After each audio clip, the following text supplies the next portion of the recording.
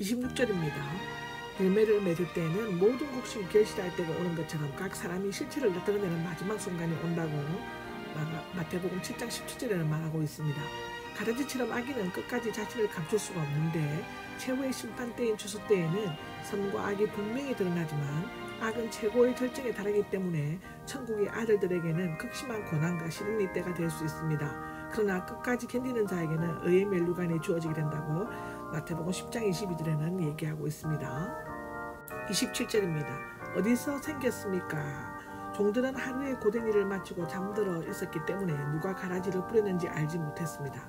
우리는 하나님께서 보시기에 좋은 정도로 아름답고 장초한 이 세상에 거룩한 성도들이 모여있는 교회에 어떻게 죄가 생기냐고 가라지와 같은 악인들이 존재하는지 그 이유를 알지 못합니다. 28절입니다. 원수가 그렇게 했구나. 네, 주인은 금방 그것이 누구의 소용인지 알았습니다. 주님께서는 하늘에서 사람의 깊은 속과 심장까지도 살피신다고 잠언 15장 3절 20장 27절에 기록되어 있습니다. 뽑아 거두어낼까요? 라고 하는데 당시 가라지는 뽑는 것은 종들의 주요 임무 중에 하나였다고 하는데 밀을 갈기 전에 여자들은 넓은 그릇에 곡식들을 쏟아 펼쳐놓고 지푸른 색을 띤 가라지들을 골라내었다고 합니다.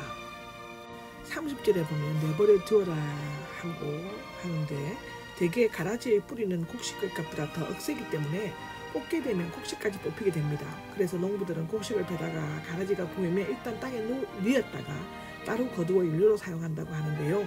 교회에 쓰는 건징법을 사용하여 문제를 일으키는 자들이나 소위 이단자들을 징계하거나 출교하는 일을 합니다. 그러나 인간의 판단은 정확하지 않을 뿐만 아니라 개인적인 감정이나 편견이 작용하기 때문에 매우 신중히 행해야 합니다. 바리새인들 즉 분리된 자들의 뜻인데 스스로를 죄인들에게 골라낸 자들이라고 생각했는데 실제로 그들은 남에게 해를 끼치는 가라지들이었습니다. 31에 보면 겨자씨가 나옵니다. 겨자는 기름을 따거나 양념류를 만드는 데 사용되었다고 하는데 다 자라면 3m 정도 되었고 AD 1세기경에는 겨자씨는 팔레스타인의 모든 시료 중에서 가장 작았다고 합니다. 유대인들은 가장 작은 것 티끌을 나타낼 때 겨자씨라고 표현을 사용하였다는데 사실상 교회는 겨자씨처럼 미약하게 시작되었으나 나중에는 심히 창대하게 되었다라고 마가복음 4장 30절에 욥기 8장 7절에 나옵니다. 32절에 보면 깃들게 된다가 나옵니다. 원래 천막을 치고 산다의 뜻이라고 하는데 장막을 세운다, 진을 치다의 의미입니다. 구약에서는 공중의 새들을 아수르와 바벨론의 속국들이 제국의 도움을 요청하기 위해 오는 것을 묘사하고 있습니다. 에스겔 31장 6절에 나옵니다. 그러나 이런 나라들은 꼭 떠나가겠지만 그리스도인들은 부활을 후에 영원한 삶을 살 것이다 하고 사도행전 2장 25절에 나오죠. 공중의 새는 실제로 게다나무에서 이게 해를 줍니다. 씨를 쪼아 먹거나 잎사귀 등을 부러뜨리고죠. 예수님이 부르신 기독교 또는 교회가 번창할수록 마귀를 상징하는 공중의 새의 숫자도 더욱 늘어날 것이라고 기록하고 있습니다. 33절에 보면 누룩이 나옵니다. 누룩은 바로 시키다, 끌어오르다에서 비롯되었다고 하는데요. 밀가루 세사통, 세마, 에바 약 39리터인데 보통 빵을 구울 때 필요한 양이라고 합니다. 흔히 비교적으로 해석하여 헬라인, 유대인, 사마리아인 또는 마음, 혼, 영혼으로 해석하기도 한다고 합니다. 누룩은 가루 속에 들어가면 덩어리 전체에 침투되어 부드럽게 하고 부풀어 오르게 합니다. 랍비들은 누룩을 나쁜 욕망의 상징으로 보고 있으며 마귀의 상징인 여자가 가루와 같은 교회의 누룩과 같은 독소, 즉 교회주의 신시나 고등비평, 세속주의 등을 넣어 퍼지게 한다는 것입니다. 한편 누룩은 교회를 확장시키고 인간의 삶을 변화시키는 복음의 위력을 나타낸다고 볼 수 있습니다. 이와 같이 성경에는 한 단어를 전혀 상반된 의미로 사용하는 경우가 있는데요. 예를 들면 사자, 베드로전서 5장 8절과 요한계시록 5장 5절의 뱀과 요한계시록 20장 2절에 또 요한복음 3장 14절의 비둘기, 또 호세아 7장 11절과 마태복음 10장 16절에도 그렇게 나옵니다.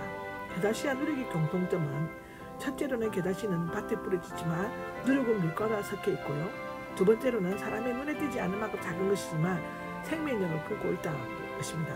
누가복음 17장 20절에 나오죠. 세 번째로 겨자씨는 남자처럼 외적으로 성장 확대, 누룩은 여자처럼 내적으로 발효 확장시킨다는 것입니다. 네 번째는 둘 다 작은 것으로부터 시작된 교회의 역동적인 성장 발전을 전가하고 있습니다. 34절입니다. 비유가 아니면 아무것도 말씀하지 않으셨다인데 미완료 과거형으로서 의역하면 습관적으로 늘 비유로 말씀하시고 했다의 뜻이라고 합니다. 말하자면 언제나 비유로만 말씀하시지 않으셨고 여러 가지 방식으로도 말씀하시다는 의미가 포함되어 있습니다. 그런 천국에 관해서는 연속적으로 비유가 아니면 말씀하지 않으셨지만 다른 곳에서는 직설적인 어법으로 많이 말씀하셨습니다.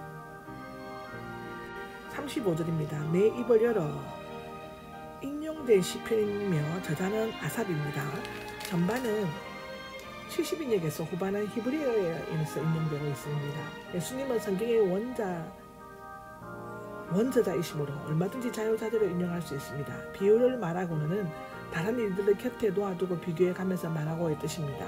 비유로 말씀하신 것은 창세부터 감추어진 것들, 세상이 시작된 때부터의 비밀을 드러내시기 위함인데, 즉 드러내다는 선포하다의 큰 소리로 외치다의 뜻입니다. 창세부터 감춰진 것들은 온 세상을 구속하시려는 하나님의 의로우신 구원 계획이라고 기록하여져 있습니다.